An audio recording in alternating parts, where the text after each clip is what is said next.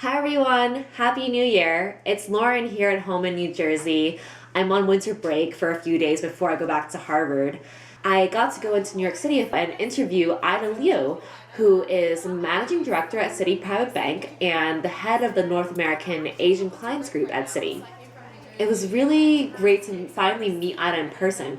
And the first thing that really struck me about Ida was that her eyes just lit up when she met me, and her sheer force of personality and her enthusiasm is just incredibly infectious. And so when we first met, we just started chatting. We hit it off pretty quickly.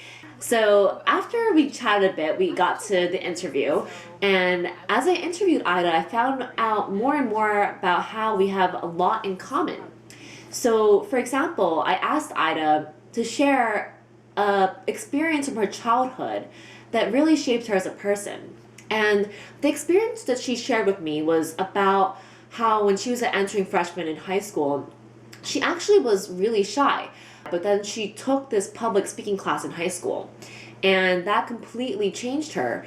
Actually, her story really reminds me of a blog post that I wrote that many of you probably read about how I had this really horrible speech experience in middle school, and so that made me a little bit scared of public speaking going to high school. But when I was a freshman in high school, I joined Model United Nations, and that really helped me get over my fear of public speaking. And I think and I have that experience in common.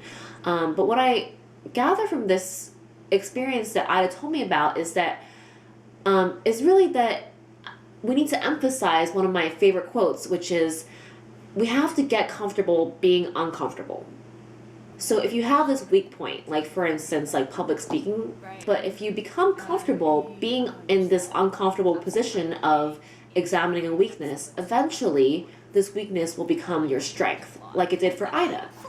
And so I think that that's one really key lesson that we can take away from this experience. And another really big lesson that I learned from my interview with Ida was that you really have to manage your career. You know, before I used to think about a career as kind of similar to school. So in school, every year we go a year higher, we graduate to the next year. But nowadays in the 21st century, we really have to get creative and think about how to manage our careers in an entrepreneurial way.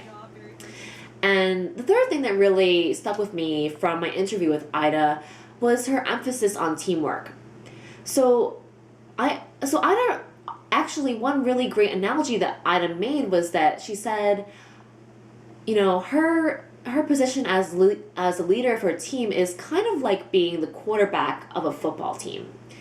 And I think that's a really apt analogy for what it means to be a leader, because if you think about it, a good leader, like the quarterback of a football team, has a vision, but in order to achieve that vision, has to inspire and empower her team members to execute.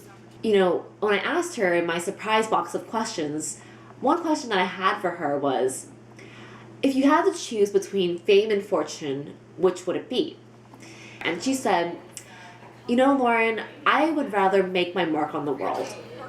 And I think that she already has, honestly. At least she's made a mark in my heart, because Ida is a real inspiration to myself and other young women and Chinese Americans. And I really want to say thank you, Ida, for sharing your stories with us and for inspiring us. So thank you to Ida, and thank you to all of you for tuning in to CP, and I'll see you next time.